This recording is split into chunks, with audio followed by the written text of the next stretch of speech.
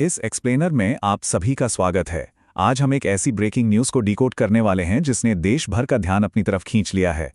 तमिलनाडु के 2026 assembly election से जो रुझान आ रहे हैं ना, वो सिर्फ एक आम चुनावी उथल-पुथल नहीं है। ये सिनेमा और पावर के एक बिल्कुल नए दौर की शुरुआत है। दांव पर बहुत कुछ लगा है और इस पूरी कहानी के सेंटर में सिर्फ एक ही नाम गूंज रहा है। तो चलिए सीधे इस मुद्दे पर आते हैं और जरा इस सिनेमैटिक डायलॉग पर गौर करते हैं जिसने पॉलिटिकल कॉरिडोर्स में तूफान ला दिया है। इस जंगल में कितने भी शियार क्यों ना हो, शेर केवल एक ही होगा।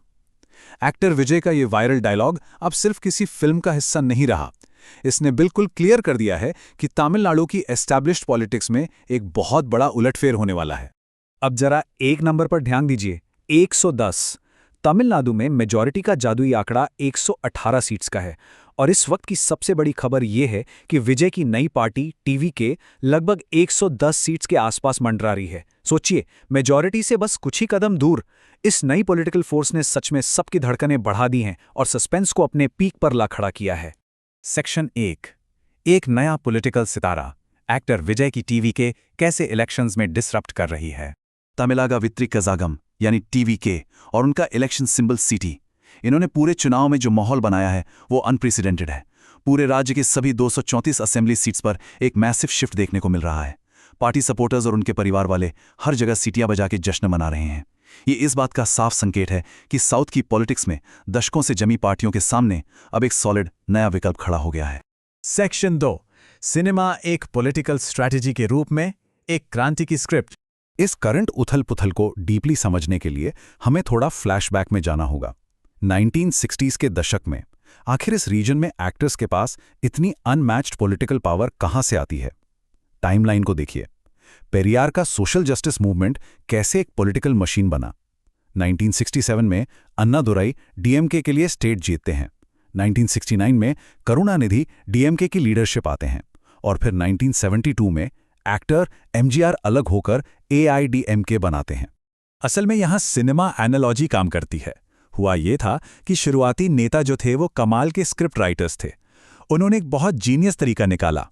उन्हें समझ आ गया था कि अपनी पॉलिटिकल आइडियोलॉजी को मास पब्लिक तक पहुंचाने के लिए इन करिश्मेटिक एक्टर्स का इस्तेमाल सबसे बेस्ट है।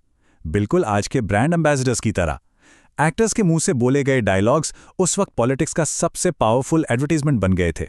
सेक्शन 3। सुपरस्टार्स का दौर, जब एक्टर्स अपने राइटर्स से आगे निकल गए।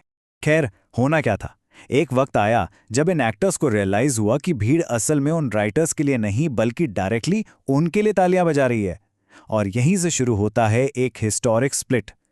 एक तरफ थी डीएमके, जिसकी जड़ें स्क्रिप्ट राइटर्स, पेरियार की आइडियोलॉजी और सोशल जस्टिस में थीं, और दूसरी तरफ एआईएडीएमके, जो एमजीआर जैसे एक्टर्स की मास अपील और वेलफेयर पॉलिटिक्स पर चल रही थी। इसी ने करुणानिधि और एमजीआर के बीच उस लंबी राइवलरी की नींव रखी। अब इस पॉलिटिकल फैंडम की रियलिटी को देखिए। ये बहुत फैसिनेटिंग है।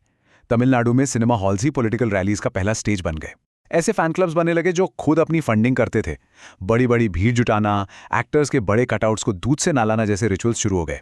इन सब चीज़ों ने मिलकर लीडर्स को आम इंसान से उठाकर एक लार्जर देन लाइफ मसीहा बना दिया। फिर आता है 1991।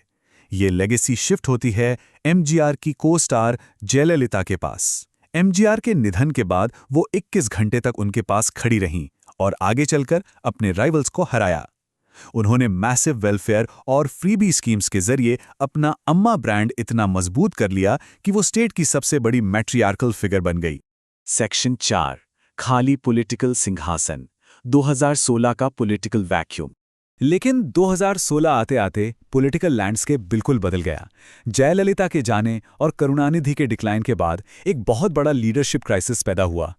हालांकि एमके स्टालिन ने 2021 में डीएमके को जीत दिलाई, लेकिन जो सिनेमैटिक सुपरस्टार का एक बड़ा सिंहासन था वो खाली ही रह गया। कमल हासन जैसे दूसरे एक्टर्स ने कोशिश जरूर की, लेकिन वो इस वैक्यूम को भर नहीं पाए। सेक्शन 5। थलपति की एंट्री, एक मॉडर्न कमांडर की आमद। और इसी खाली जगह में 2024 में एंट्री होती है विजय की। एकदम कैलकुलेटेड मूव। उन्होंने अपने स्क्रीन टाइटल थलपति यानी कमांडर को स्ट्रीट्स पर उतार दिया। उनकी कैंपेन टैक्टिक्स बिल्कुल मॉडर्न थीं। उन्होंने खुद को पेरियार, अंबेडकर और अन्नादुराई के आइडियाज से जोड़ा। सबसे यूनिक बात थी टेक्नोलॉजी का यूज। स्टैम्पीड्स और भीड़ से बचने के लिए एडवांस्ड होलोग्राम से स्पीचेस देना, बॉडी डबल्स का यूज करना, यानी अपना लार्जर देन लाइफ ऑरा भी मेंटेन किया, वो भी पब्लिक सेफ्टी को प्रायोरिटी बनाते हुए। सेक्शन 6 जीत के फॉर्मूले को डीकोड करना, टीवीके ने वोट कैसे कैप्चर किए। तो सवाल यह है कि सिनेमैटिक पॉपुलैरिटी आखिर वोट्स में कैसे बदली। टीवीके की इस विनिंग स्ट्रैटेजी के इन 4 पिलर्स को देखिए। पहला, एंटी इनकम्बेंसी, यानी रूलिंग डीएमके से पब्लिक की नाराजगी का सीधा फायदा उठाना। दूसरा, टारगेटेड वेलफेयर, उन्होंने डायरेक्टली महिलाओं और अनएम्प्लॉयड यूथ को टारगेट करके बड़े वादे किए। तीसरा, अपने दशकों पुराने फैन बेस को एक ग्राउंड लेवल कैडर में बदल दिया। और चौथा, प्रशांत किशोर, उनकी एक्सपर्ट पॉलिटिकल इंजीनियरिंग ने इस पूरे मूवमेंट को एक शार्प डायरेक्शन दी। ये सिर्फ स्टार पावर नहीं थी, एक वेल प्लान्ड स्ट्रैटेजी थी। यहाँ स्ट्रैटेजिस्ट प्रशांत किशोर से जुड़ा एक बहुत ही मजेदार किस्सा है। उन्होंने इलेक्शन कैंपेन के दौरान कहा था कि MS धोनी के बाद मैं तमिलनाडु में सबसे पॉपुलर बिहारी बनूंगा, क्योंकि मैं विजय को पावर मिला रहा हूं।